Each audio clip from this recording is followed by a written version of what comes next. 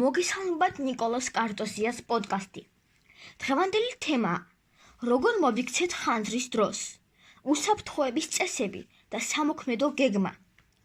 ხანძარი ერთ-ერთი ყველაზე საშიში და მოულოდნელი სტიქიური უბედურებაა, რომელსაც შეიძლება ნებისმიერ დროსა და ადგილას შევეჩეხოთ. სწორედ ამიტომ ყველა ადამიანმა უნდა იცოდეს, როგორ იმოქმედოს ასეთ კრიტიკულ სიტუაციაში. დროული და სწორი ქმედებები არა მხოლოდ საკუთარი, არამედ სხვების სიცოცხლის გადარჩენაში დაგვეხმარება.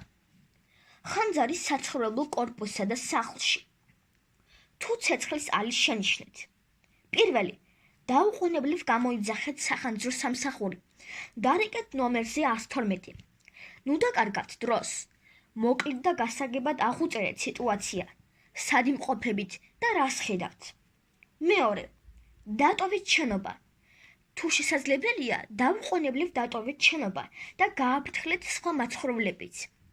ნუ აიღებთ ბარგს ან ძვირფას ნივთებს. თქვენი უსაფრთხოება ყველაზე მნიშვნელოვანია. მესამე, გამოიყენეთ კიბეები. ლიფტით სარგებლობა სახიფათოა, რადგან დენის შესაძლოა გაითიშოს ან ლიფტი გაიჭედოს. მეოთხე, დაბლა დაიხარეთ. თუ ოთახში კვამლია, დაიხარეთ ან იხოხეთ იატაკზე, რადგან სუფთა ჰაერი იატაკთან ახლოსაა. მეხუთე, სველი ტილო პირზე. თუ გაქცევა გიწევთ, დაისველეთ ნებისმიერი ნაჭერი, მაგალითად მაისური ან ცხვირსახოცი და დაიფარეთ პირი და ცხვირი. ეს დაგეხმარებათ შეამციროთ კვამლისა და ტოქსიკური ნივთიერებების ჩასუნთქვა. მეექვსე, გამოიყენეთ კარი. სანამ კარს გაახებთ, შეეხეთ. თუ კარი ცხელია, შესაძლოა მეორე მხარეს ცეცხლი იყოს და არ გაახოთ. თუ არ არის ცეცხლი, ფრთხილად გაახეთ და ნახეთ, ხომ არ არის კვამლი ან ცეცხლი. თუ ვერ ახერხებთ ოთახიდან გასვლას, კარის ქვეშ ახრჭო ამოქოლეთ ნესტიანი ქსოვილით და მიუთითეთ თქვენი ადგილმდებარეობა ფანჯრიდან. მეშვიდე, არ დაბრუნდეთ შენობაში. მას შემდეგ, რაც უსაფრთხო ადგილას აღმოჩნდებით, არ დაბრუნდეთ ცეცხლმოკიდებულ შენობაში. ხანძარი საზოგადოებრივ დაწესებულებაში, მაგალითად სკოლაში. თუ საგანგაშო სიგნალი გესმით. პირველი, დაიცავით ევაკუაციის გეგმა. ყველა საზოგადოებრივ დაწესებულებას აქვს ევაკუაციის გეგმა. მიჰყევით მასწავლებლებისა და თანამშრომლების მითითებებს. შეინარჩუნეთ სიმშვიდე, ნუ იჩქარებთ და არ შექმნათ პანიკა. მეორე, დაეხმარეთ სხვებს. თუ შესაძლებელია, დაეხმარეთ მათ, ვისაც დახმარება სჭირდება, მაგალითად ბავშვებს, მოხუცებსა და შეზღუდული შესაძლებლობის მქონე პირებს. მესამე, დატოვეთ შენობა. წადით უახლოესი უსაფრთხო გასასვლელისკენ, არის სარგებლოთ ლიფტით.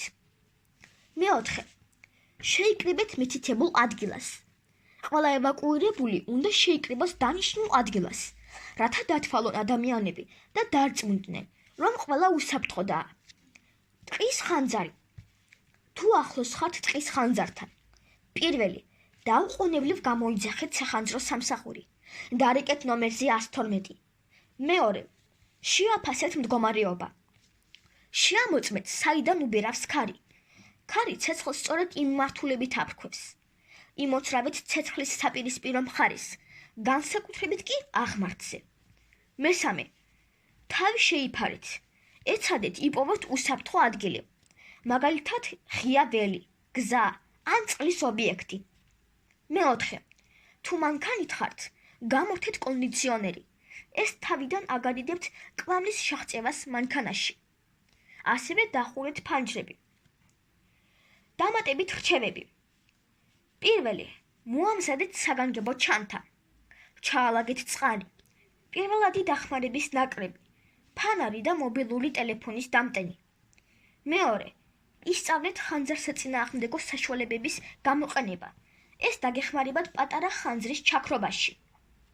მესამე, სველი საბანი ან პლედი.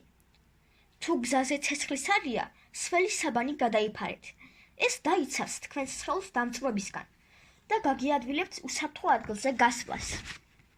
მეოთხე, დააყენეთ კვამლის დეტექტორი. კვამლის დეტექტორი დაგეხმარებათ დროულად შეამჩნიოთ კვამლი. რეგულარულად შეამოწმეთ დეტექტორის ელემენტები.